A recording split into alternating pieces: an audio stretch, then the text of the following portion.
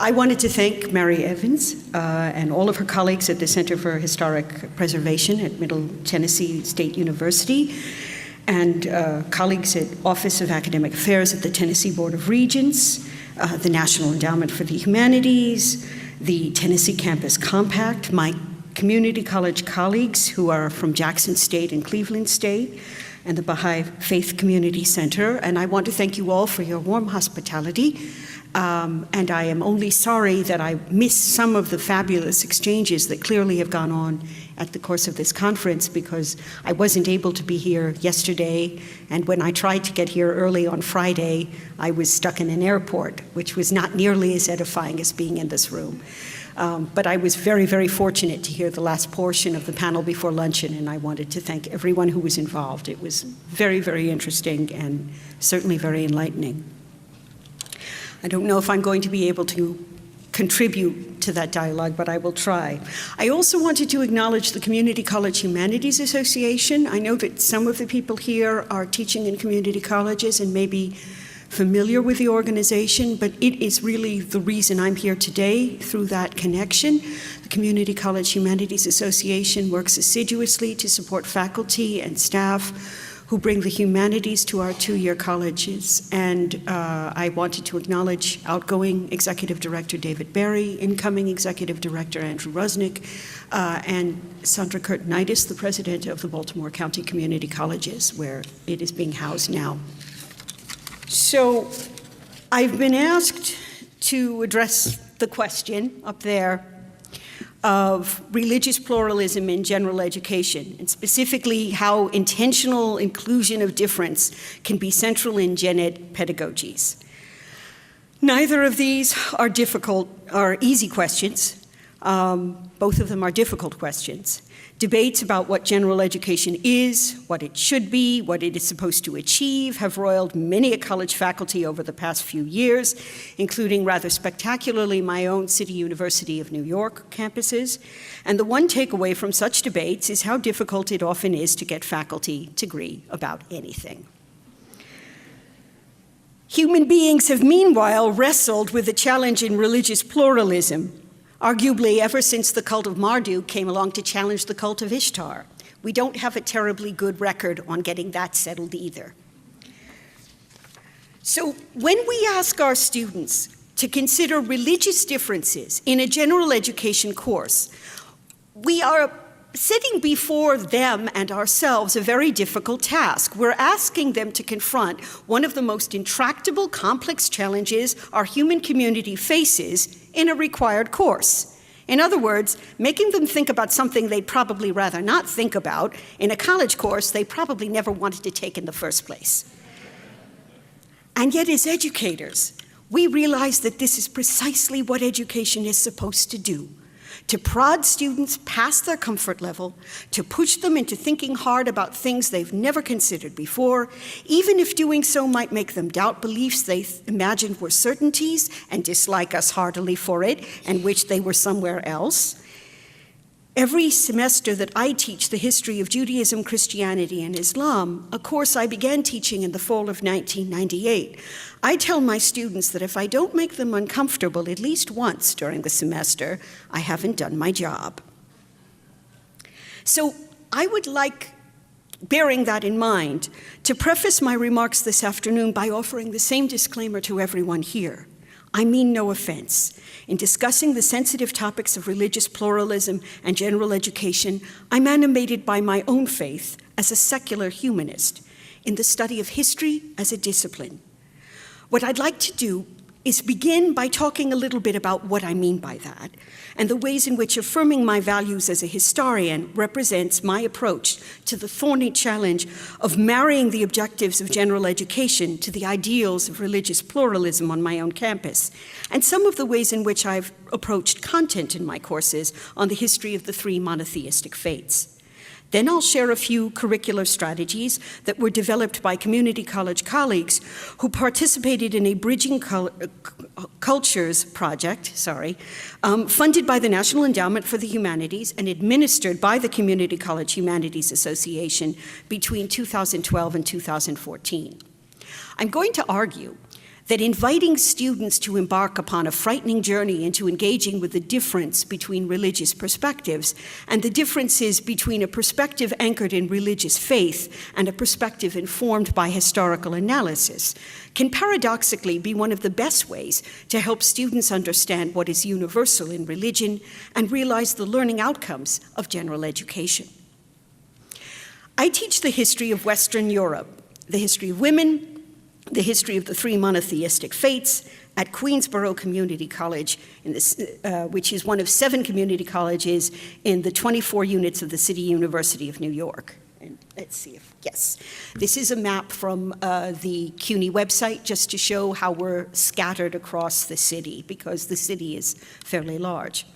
Much of this conference has focused on diversity, certainly the panel that I heard this morning did, and we've learned about this idea that we learn from diversity, whether or not it's an overused term. There's lots to learn in my campus and in my community. National statistics have shown that the county of Queens is one of the most diverse in the entire nation, and Queensborough Community College is one of the more diverse community colleges in Queens. So we have students from 139 different countries, native speakers of 87 different languages. Many of my students who are deeply invested in their spiritual lives come to my course on the 3 monotheistic faiths with a very specific goal. They want validation for their belief system.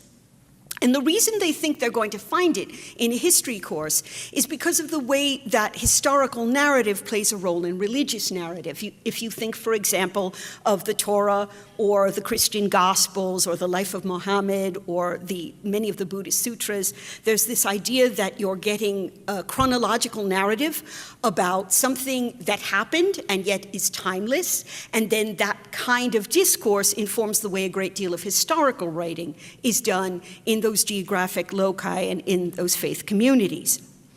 The problem is that they come to class for that, and I come to class cherishing goals that are completely different. I want my students to distinguish between historical narratives, including those that may be written from a religious perspective, and truth or fact as a historian understands it, to learn the mastery of objectivity through historical analysis, and the authority such a competency confers in discourse.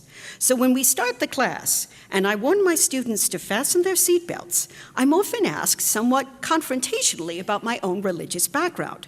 Now, obviously, there is a personal narrative to the points that my colleagues earlier in the Women of Faith panel made, and I'll be happy to share it with anybody who's interested. But the difficulty is that from the perspective of my goals as an educator, my personal narrative really isn't as relevant. And so I see it as my responsibility to help my students realize the learning objectives of a liberal education, which, while they may vary from state to state and campus to campus, are likely to include the goal of an ability, as the website of the American Community Colleges and Universities website puts it, to deal with complexity, diversity, and change.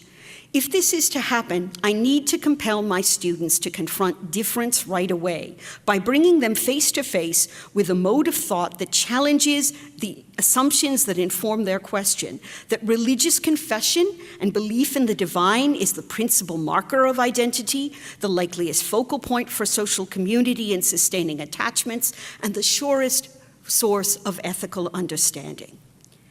And so I give my students an answer that is no less personal in its own way than the autobiographical answer I might have furnished, but is quite different from the answer they expected. I tell them, my religion is history. History records the deeds of the past and looks unflinchingly at the best and the worst of human nature. History asks why and why not. History preserves the witness of conscience, excavating the roots of culture in primary source texts. History teaches us to learn from our mistakes, not merely, as the 19th century historian Jakob Burckhardt wrote, to be clever for the next time, but to be wise forever. History accordingly does some of the cultural work that a religion accomplishes in the sociological and anthropological sense. The classroom in which we've gathered, I tell my students, is a sacred place, because it's here that we will engage in historical inquiry. Part of my interest in approaching religion from a historical perspective, rather than the phenomenological perspective for which religious study scholars like Houston Smith have argued, is because I see history as a particularly good way into the general education objectives I mentioned earlier. A few years ago, I worked with fellow historians brought together by the American Historical Association through a grant funded by the Lumina Foundation to consider the skills and knowledge students acquired through the study of history. Members of the Tuning Project, as it has been called, developed something called a disciplinary core document in which they outlined several core competencies together with suggestions for assignments for getting there. And among those, what they talked about was the idea that students who study history can, quote, explore the complexities of human experience over time and space, learn to practice historical thinking as essential to engage citizenship, and engage a diversity of viewpoints in a civil and constructive fashion.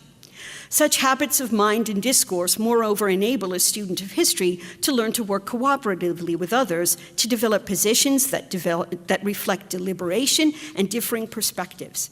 And these are the same kinds of outcomes that the Association of American Colleges and Universities claim as the result of a liberal education, as well as the same kinds of outcomes that Deborah Humphreys and Anthony Carnevale, writing about the economic value of a liberal arts education, have indicated that 95% of American employers want. And these outcomes and competencies are no less compatible with the objectives that Diana Eck, professor of religious studies and director of the Pluralism Project, with which I know many of you have been very much engaged, sees as the foundation of what she terms positive pluralism.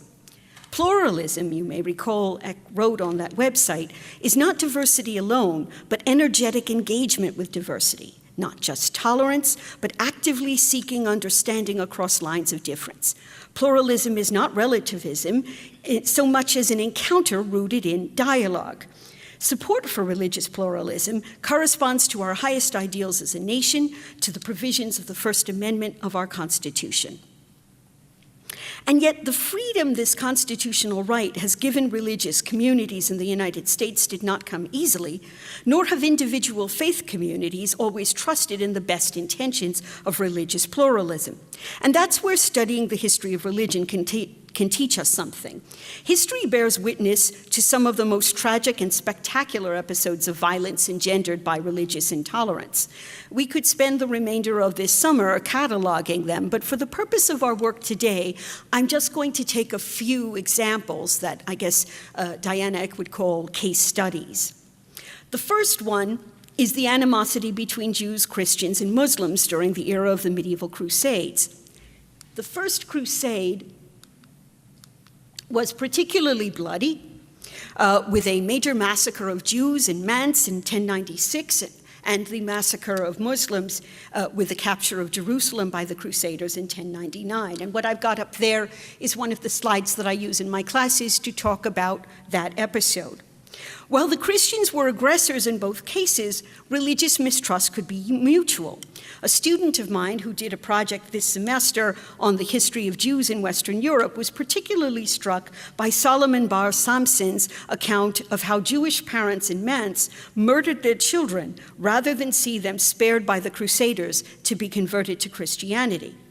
And yet, even amidst all of this religious intolerance, cross-fertilization abounded. In Sicily, in the territories of Al-Andalus recovered from the Muslims in Spain after the 11th century, Jewish craftsmen were enlisted to decorate Christian churches, just as conquered Byzantine architects had once designed and decorated the 7th century Dome of the Rock in Jerusalem. One of the things that happens in my class when I'm teaching Western civilization, a different course, is that by the time I put up the Dome of the Rock, the students have already seen pictures of Hagia Sophia. And even students who don't necessarily have a background in Western civilization will immediately see the correspondence and note the ways in which Islam was influenced architecturally by the traditions of the atrium and the same traditions of Roman building design. You can see in this page from a Jewish Haggadah how there is a sort of a figural representation that is very, very similar to the kinds of representation you get in a contemporaneous religious illustrated text produced by Christians, which is the Bible moralisée. And so sometimes these kinds of pictorial representations can make the point that even though you have members of very, very different faith communities, they're actually responding to a lot of the same cues within a geographic region. There's a similar kind of thing going on when we look at religious texts. So one example here is a writer, I'm not going to say who he is, although some of you may be familiar with this text, describing man's relationship with God. Whoever looks upon the world only because it is God's work and knows it because it is God's work and loves it because it is God's work does not look except to God and knows nothing except God and loves nothing except God. And we can compare this to the next text. Faith urges me to love more than that him who I know to have given me not only myself but his own self. The fourth degree of love can be possessed forever, where God is loved alone and above all. For now we do not love ourselves except for his sake. He is himself the reward of those who love him. Now, notice how both authors are interested in that relationship between man and God, and they talk about being lifted above the self, essentially, by one's love of God. If you're familiar with the text, you know which is which, but if you're a student who works with me, you may not realize that the first one is written by the great Muslim mystic Al-Ghazali, and the second by his near contemporary, but not co-religionist, the Cistercian mystic Bernard of Clairvaux. And so, once again, what I'm able to do is show students that even though there are all kinds of animosities between these faith communities, a lot of what they're working for, a lot of their spiritual aspirations are very similar. When we look at the history of Islam and its interaction with the history of the other two monotheistic faiths, we get all kinds of examples of cross-fertilization that reinforce this essential message. It was the Muslims, for example, who initiated as falosufs the earliest projects of commentary on the works of the philosopher Aristotle, and then the 9th and 10th century Mu'tazilites, who argued for the autonomy of reason, the philosophical work of such Islamic philosophers as Ibn Sina, who established the foundation from which the Jewish commentator Maimonides and medieval Christian philosophers like St. Thomas Aquinas would elaborate in scholastic thought, which incorporated the teachings of Aristotle into their monotheistic faiths. Muslims like Ibn Sina practiced effective medicine in the 11th century. Their contributions to empiric scientific investigation would similarly contribute not only to the medical sciences, but to the elaboration of the scientific method. But discourses about Islam's opposition with the West overlook important dimensions of the history of Islam that demonstrate that Islam is not so much seen as something that can be estranged from Western cultural traditions, but as an integral part of Western European culture. And here, I'd like to kind of move us to my second case study, which is the early modern period, including what historians of Western Europe like to term the Renaissance. One of the things that we talk about in Western European civilization is this idea of the Renaissance man. This idea of a universal person who cultivates competencies in all kinds of areas is often assigned as a very specific idea to the West. And one of the things that my own study of Islam and my work on these courses has taught me is that when you actually look at the history of Islam, you're looking at a similar ideal of integrated accomplishment that actually comes from following the Sunnah of the Prophet Muhammad. So Ibn Sina is one really good example of this, in that he's active in politics, he's involved in all kinds of things, in practice of medicine, but his real hobby is philosophy. And actually, in his autobiography, he gives a good example of the way his notion of philosophy is not really divorced from his sense of himself as a person of faith. He struggles to understand the metaphysics of Aristotle, he's pulling his hair out, he doesn't know what to do, and then finally he finds a copy of Al-Farabi Tai's commentaries on the metaphysics. This exposes it and clarifies it for him, and he says the first thing that he did once he understood Aristotle's metaphysics is he went to the mosque to thank God. And through other witness accounts of Ibn Sina's career, we have this picture of a polymath who is able to churn out books at a fantastic rate, which will sort of integrate his knowledge of medicine, if you think perhaps of Ibn Sina's great composition of the Canon of Medicine, as well as showing his mastery of Euclid's mathematics, as well as his mastery of Aristotle's metaphysics.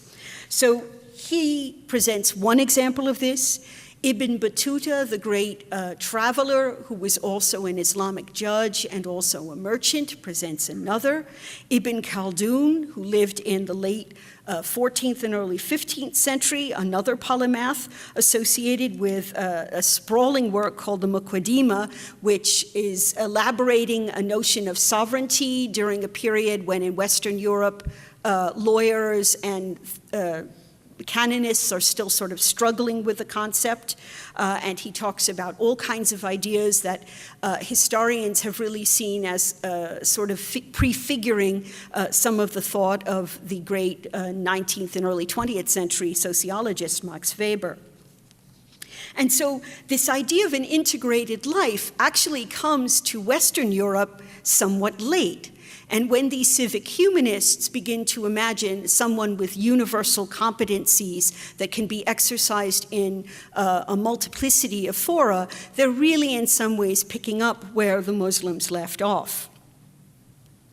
By the 16th century, some of this influence of Islam is going to be placed in opposition to a growing animosity between religions that actually begins in Europe with the animosity between Roman Catholics and emerging Protestant denominations. This explodes into religious wars across Europe at the same time that in the Mediterranean, Muslims and Christians take turns enslaving each other. And so this question of religious intolerance is really going to shape many of the values that are ultimately expressed in the US Constitution as Enlightenment values. One particularly awful episode, for example, is, let's see if we can, is the St. Bartholomew's Day Massacre. This is a famous painting of that event. And supposedly as many as 20,000 individuals may have been killed in the St. Bartholomew's Massacre, which was an attack by French Catholics on Protestants that came out of contemporaneous political issues. And thereafter, this St. Bartholomew's Day Massacre becomes a kind of an emblematic figure in the writing, particularly of the Enlightenment philosopher Voltaire. The French religious wars also give rise to the term refugee, which is much in the news today, but actually originated first as a term used for French Protestants, who were known as Huguenots, who were forced to leave France when the settlement of the French religious wars was changed by the French king Louis XIV, who expelled all the Huguenots from France. And thereafter they had to look for somewhere else to be, and that's how we wound up with the term refugee. But Voltaire and his Enlightenment contemporaries thought that this was a terrible thing, and this was one of the things that is going to be leading the American authors of the Constitution to look for a way to put something into the blueprint for a new nation that will prevent such things from happening. Once again, however, when you look closely at this period of intense religious rivalries, you also get examples of cultural hybridity. So, for example, slavery. This is a statue in Livorno that was executed over the period between the late 16th century and the early 17th century. It is a monument to the four Moors. They are all slaves. Livorno became very, very prosperous in the early modern period on the slave trade. And Christians were enslaving Muslims that they captured at the same time that Muslims were famously enslaving Christians. But enslavement in the Ottoman Empire was something of a mixed bag. It could involve the same kind of servitude that's being depicted here, but it could also involve the kind of servitude that the lady to the left experienced. This is Roxolana, a Polish or Ukrainian woman who was enslaved by the Ottomans and found herself queen to Suleiman the Magnificent, the great emperor of the Ottoman Empire. And throughout the Ottoman Empire, you have many examples of individuals who were enslaved and yet nevertheless rose to prominence in the kingdom.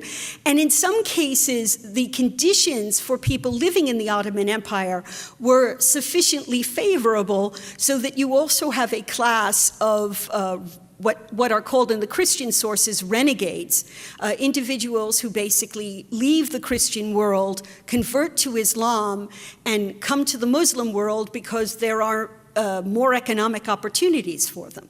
And this was something that the Christians often found very troubling, and yet it opens up all kinds of opportunities and sort of emphasizes the way that this period of the early modern period is one in which there is a great deal of cultural, social, and economic mobility. So one example of such an experience is a gentleman by the name of Sinan, who started his career as a janissary, that is, a slave who had been educated as a young man as a Muslim, even though he was taken from the community of Greek Orthodox Christians, and finished his career as the chief architect to the Emperor Suleiman the Magnificent. And Sinan is a fascinating character. I could spend all day talking about him because in many ways he is the Ottomans' counterpart to Leonardo da Vinci in terms of his mastery of practical engineering along with architectural science, but he is also in some ways an artistic architect in the same way that we might think of Palladio or Alberti. And the other thing that makes him really interesting as a character who is typical of this Renaissance spirit that is identified particularly with Western Europe is that, like, for example, the Italian Renaissance artist and sculptor Benvenuto Cellini, Sinan writes an autobiography in which he talks about how wonderful he is. He's got this poem up here talking about how wonderful he is. He says, I built buildings that rivaled the Kaaba, and, not greatly modest. And he lists 300 of them, and they're all very impressive. And so when we look at his work, we can judge whether we agree with him. This is his mosque in Edirne in Turkey today, which is the ancient Adrianople. You can see in the interior the way that he tried to essentially rival the achievements of Byzantine architects in Hagia Sophia in creating a dome of even greater magnitude, the way in which the interior is beautifully decorated, and the way in which it compares to some of the great works of Renaissance architecture, particularly here we have Alberti's church and then Palladio's church, San Giorgio Maggiore in Venice. When we look further throughout the Muslim world during this early modern period, we find other examples of this kind of ecumenical outreach, particularly in the court of the Mongol or Mughal emperor of the Indian subcontinent, Akbar. Again, Akbar is to some extent mixing politics with religion in that his interest in doing outreach to other faith communities throughout the Indian subcontinent is partially rooted in his interest in creating a kind of an ecumenical environment in which nobody will rebel against him. And along those lines, he also marries several Hindu princesses. What's interesting about Akbar's career is that he is in some ways going to approach this from a very explicitly faith perspective in that he creates a kind of a syncretic religion, but he is also going to be developing an approach that is criticized by some of his contemporaries in the Muslim world for the ways in which it privileges things that Orthodox Muslims are going to be seeing as erroneous. I wanted to just quickly then talk a little bit about how we built on this in the NEH process.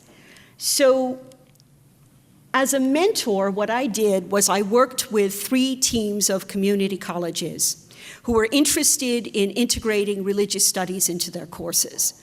And some of the resources that they used are actually available on the handout I gave you. So they will be takeaways that all of you can use productively if you care to. But what is illustrated here is the way that I worked with each of them to develop syllabi, to develop curriculum. 2 groups were interested in looking particularly at the interaction between Eastern and Western religions. They each chose topics that would be general topics and then brought various works in. In the Delaware County team, there was a historian, a literature person, and a religious studies person. The class met 3 days a week, each day with a different professor. It was a wild success. The students were, enrolling so much that the dean couldn't believe it, and it has since become a capstone course for the college. At Hopkinsville, Kentucky, they chose a slightly different approach in that they chose explicitly political topics and then thought about the ways in which different religious faiths approached them. Particularly, they were interested in looking at the ways in which Tibetans looked at these issues, and then they were also interested in Buddhism, and they were also interested in Hinduism. And the course culminated actually with a service learning project that took place in India for students who cared to participate. The last group was in San Antonio College, Texas, and what they were interested in doing was looking at the history of Islam as a way into the history of Texas, which is actually a requirement in the Texas curriculum. And what they wanted students to do was to understand the global roots of their local Texas culture. My point generally is to say that in every case, history kind of enriches and expands the perspective of students who come to these courses with, even if they come with a very, very stringent faith perspective.